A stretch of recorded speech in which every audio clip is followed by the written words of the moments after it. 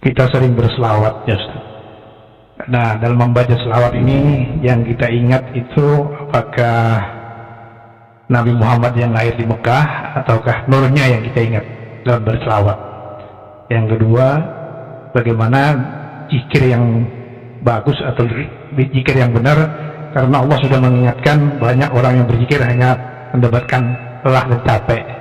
Tolong diberikan penjelasan. Terima kasih. Assalamualaikum. Ya, masih bisa ya. Oh ya, ya.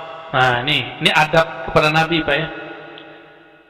Nabi Muhammad yang berkubur di Madinah itu sama dengan nur Nabi Muhammad.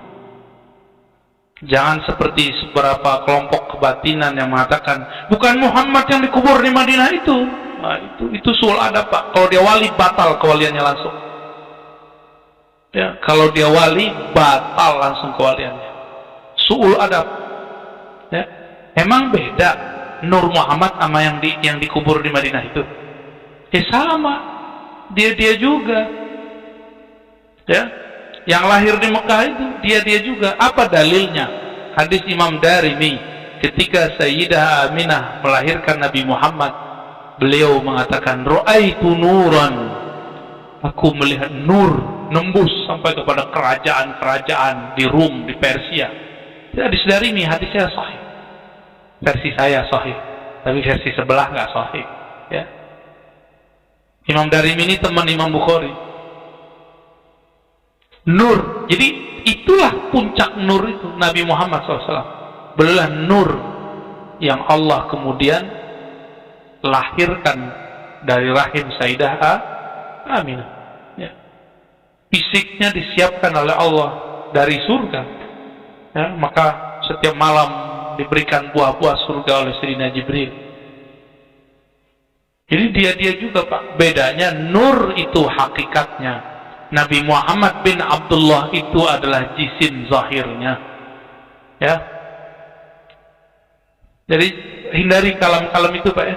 Cukup malam ini kalam itu terkalamkan ya. Saya dulu waktu ngaji waktu kecil, ngaji ilmu-ilmu hakikat, itu beberapa yang ngaku ahli hakikat ngomong begitu. Dan itu batin saya nolak langsung. Dan nur yang ada di kolbu kita nolak, nggak boleh, itu suul adab. Suul adab, buruk adab kepada baginda Nabi Muhammad sallallahu alaihi wasallam. Apa kata beliau? Nih beliau ngomong, kuntu nabiyyan. Aku sudah jadi nabi. Adam belum dicipta. Tuh berarti dia juga kan? Yang dulu pada masa azali Ahmad namanya, yang terlahir di masa 15 abad yang lalu Muhammad namanya. Nanti di akhir zaman Al-Mahdi, dia juga itu Pak, kan pewarisnya. Kan disebutkan Al-Mahdi minni, Mahdi itu dariku, itu maksudnya. Min waladi Fatimah, dari keturunan Fatimah. Ya. Makanya saya sekarang kalau salawat sering saya tambahkan Al-Mahdi. Allahumma salli ala Sayyidina Muhammad wa ala alihi wal mahdi khalifatihi wa sallim. Itu yang isyarat yang saya dapat Pak. Itu kalau sering saya baca begitu ya. Semoga-moga kita membersamai beliau ya. Amin ya rabbal alamin ya. Yang kedua zikir tadi, zikir dengan angka sehingga capek. Yang terbaik zikir itu yang terbaik bukan angka atau tidak pakai angka. Zikir terbaik ketika yang berzikir kolbunya terhubung kepada yang diingat, yang disebut. Maka angka tidak penting. Mau 3, mau 300, mau 30.000, yang penting kolbunya terhubung. Kalau dengan 3 terhubung, 30.000 terhubung, banyakan mana Pak? Banyakan 30.000. Tapi kalau baca 1.000, pikiran kemana-mana. Tapi 10 malah connect, ya bagusan 10. Itu ya. Jangan seperti yang diceritakan Nabi mengenai orang yang qiyamul lail, laisa lahu min salatihi illa ya, Tidaklah dia mendapatkan sholatnya kecuali capek. Orang puasa tidak mendapatkan kecuali al-ju' wal atas, kecuali cuma rasa lapar dan haus. Nah, kita nggak mau ibadahnya ibadah zahir. Jadi Nabi ngomong begitu, tolong jangan beramal dengan amal fisik semata, beramallah mulai masuk ke alam kolbu. Gitu maksudnya.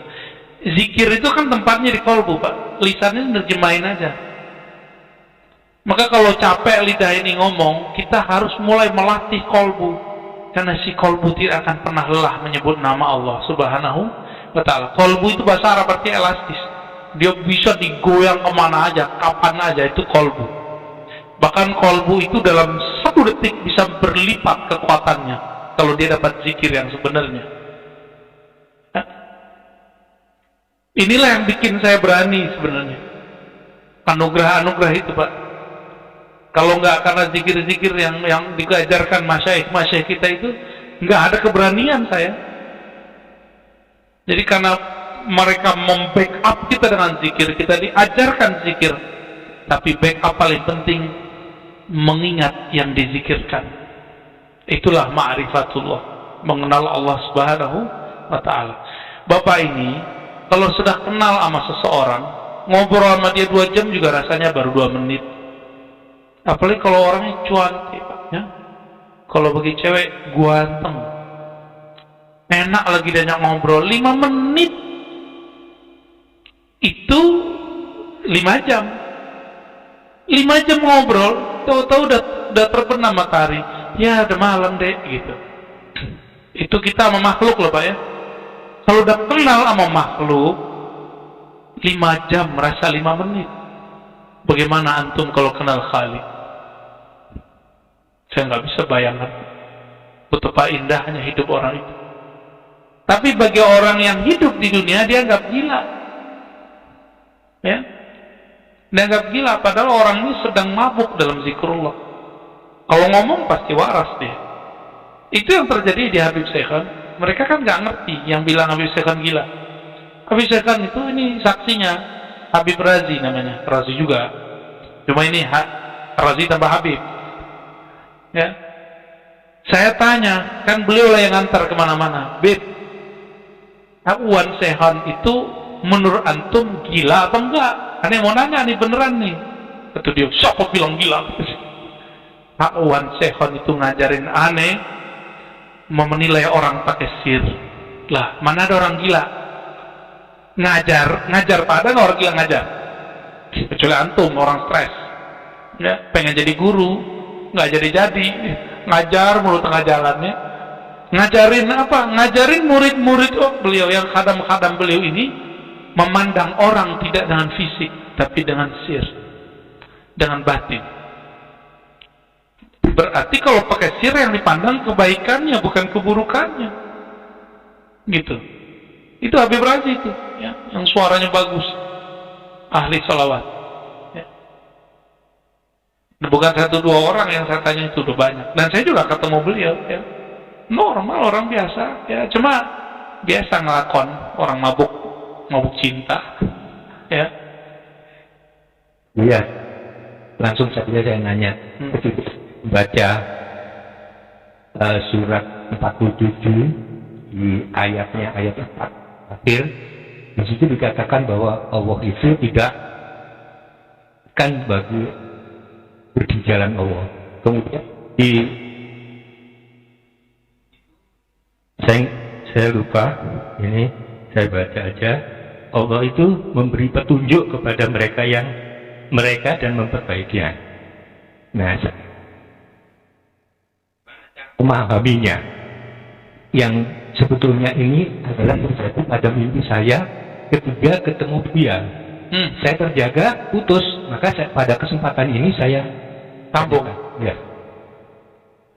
Baik.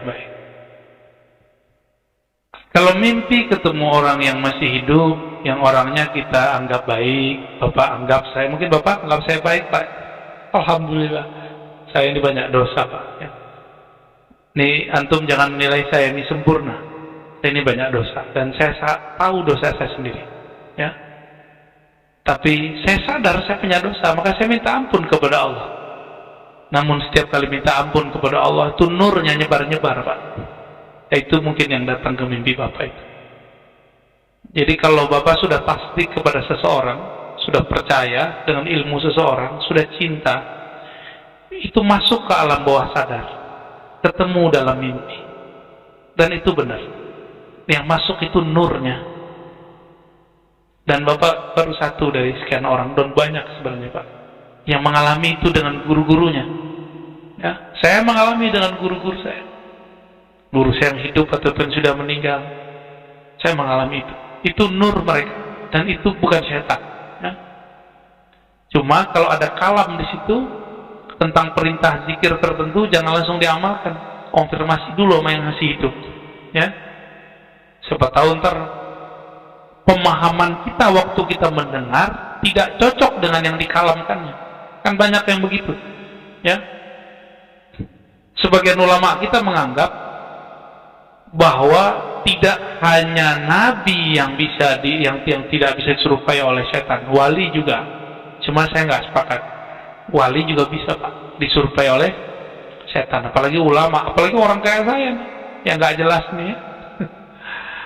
Kira-kira begitu, Pak. Sering-sering baca doa, baca Fatihah. Ya. Oh, kalau tidur itu pakai wudhu. Ya.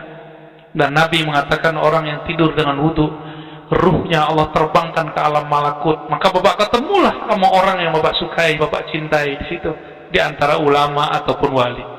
Itu sebenarnya rahasianya, ya. Hadisnya ada itu. Hadis Imam Ahmad, seingat saya. Jadi orang kalau tidurnya dalam keadaan suci, itu ruhnya nggak ada yang menghambat, dia lepas. Tapi kalau antum tidur dalam keadaan membawa dosa, belum tobat, bawa kesel, habis tengkar sama suami istri gitu ya, tidur, itu ruh terpenjara, nggak bisa ngapa-ngapain, Pak. Dia tersiksa itu. Makanya sebelum tidur lepaskan semua, biar ruh kita terbang. Disitulah kita bisa ketemu wali-wali Allah. Ya, syukur-syukur ketemu Nabi Allah, Nabi Muhammad Sallallahu Alaihi Wasallam. Ya, nah, yang baru, Pak. Ya, yang mana lagi? Ayat. Orang-orang yang berjuang fisabilillah tidaklah Allah sia-siakan. Maksudnya apa? Kalau orang yang tidak berjuang fisabilillah, itu Allah cuekin aja, Pak. Karena dia tidak pernah memperjuangkan Allah. Maka orang-orang yang diperhatikan oleh Allah di dunia dan di akhirat, di alam barzakh, itu hanya orang yang berkorban hartanya, jiwanya, waktunya untuk Allah Subhanahu wa ta'ala. Itulah cara cari perhatian kepada Allah Subhanahu wa ta'ala. Apalagi caranya? Kalau Bapak bukan seorang syuhada, orang yang berjuang, senangilah kekasih-kekasih Allah. Pemimpin kekasih Allah siapa? Baginda Nabi Muhammad SAW. Nabi karena beliau sudah wafat cukup disolawatkan, tapi pewarisnya kan belum wafat. Ya, kalau mereka hidupnya susah, Bapak bantulah. Mereka lagi berjuang bikin pesantren, bantu. Mereka senangnya apa? Senangin hatinya. Jika kolbu kekasih Allah itu senang sama kita, Allah lihat ada nama kita di kolbunya, Allah akan cinta kepada kita. Apa kata Allah? Oh, ini pembantumu ya, ansormu ya, hawariyunmu ya. Itulah kalam Sayyidina Isa ketika mengatakan, Man ansari ilallah, siapakah yang membantuku kepada Allah? Lalu berkatalah para hawariyun, Ya Allah, kamilah. Wahai Sayyidina Isa, kamilah pembantu engkau, kamilah hawari engkau. Hawari itu siap korban apa aja. Maka dari semua murid Nabi Isa, yang jadi murid terbaiknya cuma 11 orang. 12 satu khianat. Satunya Dajjal nyamar, Yudas Iskariot. Dan itu akan terjadi di setiap masa, Pak. Ada orang ngaji, ntar ada yang nyamar satu, ada yang khianat satu. Begitulah terus. Semoga kita terjaga, ya. Amin ya rabbal alamin. Semoga kita termasuk yang sidik, yang sungguh-sungguh lahir batinnya sama. Ya, kita udah ketemu beberapa anak-anak begitu, ya. Di kita ngomongnya apa, di luar ngomongnya apa. Tengkarlah dua zawiyah gara-gara si bocah ini.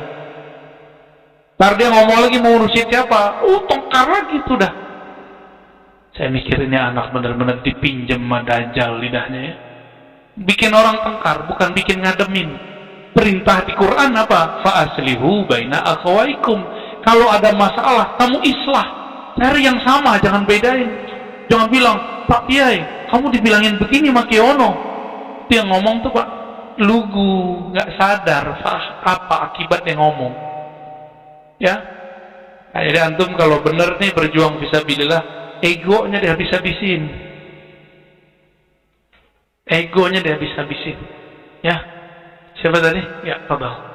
Ibu terakhir ya. Assalamualaikum warahmatullahi wabarakatuh. Assalamualaikum. Mohon penjelasannya Pak Ustadz mengenai Assalamualaikum pagi. Kalau kita Assalamualaikum dengan tembok itu kan tidak waras. Mengenai orang tua saya suka mengajarkan apabila masuk rumah itu mengajarkan harus Assalamualaikum. Itu maksudnya bagaimana Ustaz? Iya. Waalaikumsalam warahmatullahi wabarakatuh. Iya. Di dalam kitab Syifa Imam Qadhi Iyad itu disebutkan adab masuk rumah itu tentang kehidupan Nabi, disarikan dari hadis-hadis Nabi. Jika engkau, kata Imam Qadhi Iyad, dinukil dari kalam ulama, masuk ke rumah yang kosong, ruang yang kosong, bacalah assalamu alayna wa ala ibadillahis shalihin. Oleh guru saya ditambahkan, penghulu alam semesta kan Nabi Muhammad. Salam dulu ke Nabi Muhammad. Assalamualaikum ya ayuhan Nabi wa rahmatullahi wabarakatuh. Baru assalamu alayna. Kenapa? Karena di situ pasti ada jin. Mau saya kasih tahu Pak jin tinggal di mana? Jangan, ntar antum takut. Jangan ya. Ada tempat-tempatnya di sekitar rumah kita dan dia nggak ganggu kok. Ya. Cuma kalau antum ambil makanannya dicekek ntar malam. Ya, belakang Ibu. Paham ya? Oke, terakhir silakan. Assalamualaikum warahmatullahi wabarakatuh. Assalamualaikum. Saya Siti Soleha. Mohon Buya penjelasannya mengenai zikir dan wirid, apa bedanya? Assalamualaikum. Assalamualaikum. Sebenarnya pembahasan ini next tentang zikir dan wirid, tapi versi Wahabi ya. Nanti versi kita ya. Apa beda zikir dan wirid? Zikir itu artinya menyebut-nyebut, itu level 1. Yang kedua mengingat.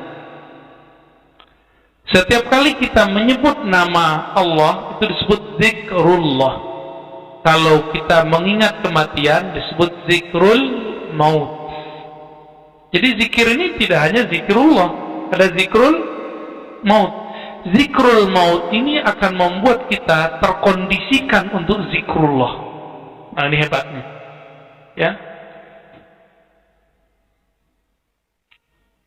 Ada lagi zikir yang lain. Zikir muhasabah. Zikir muhasabah itu mengenang kesalahan kita dan merasakan kehinaan kita di hadapan Allah. Oh, nanti kita merasa hina terus Pak di hadapan Allah. Orang begini cepat dapat nikmat zikir. Jadi kenapa nih kita susah menikmati zikrullah? Satu aja sebabnya. Karena jarang muhasabah. Karena jarang muhasabah, masih merasa diri ini mulia. Masih merasa diri ini spesial. Masih merasa diri ini suci. Akhirnya mental lah itu zikrullah. Ya, jadi berzikirlah dengan membawa rasa, ya Allah, aku ini hina, terimalah zikirku, gitu. Zikir ini kalau sudah diamalkan berturut-turut, rutin setiap hari, setiap pagi, sore, setiap malam, maka dia berubah, naik pangkat, namanya wirid atau aurad, bukan aurat. Kalau aurat yang nggak boleh kelihatan, ini aurat pakai dal, jamak dari wirid. Wirid itu zikir yang sudah berbuah, sehingga kalau ditinggalkan kita merasa ada yang kekurangan. Nah, ini ciri-ciri antum sudah punya wirid. Udah punya wirid belum? Kalau nggak witir malam-malam kayaknya aneh gitu, berarti witirnya sudah jadi wirid. Kalau nggak baca kulhu habis sholat kayaknya aneh, berarti kulhunya sudah jadi wirid. Kalau nggak nelpon si doi, nggak ngecek gitu ya, kayaknya ada yang kurang hidup, berarti buka Instagram, Facebook, mau YouTube sudah menjadi wirid. Al-wird al-yutubiyah, torikotnya baru, mursyidnya banyak ya. Waduh, gawat itu ya. Wirid itu adalah zikir yang sudah berbuah. Nah, buahnya itu namanya warid.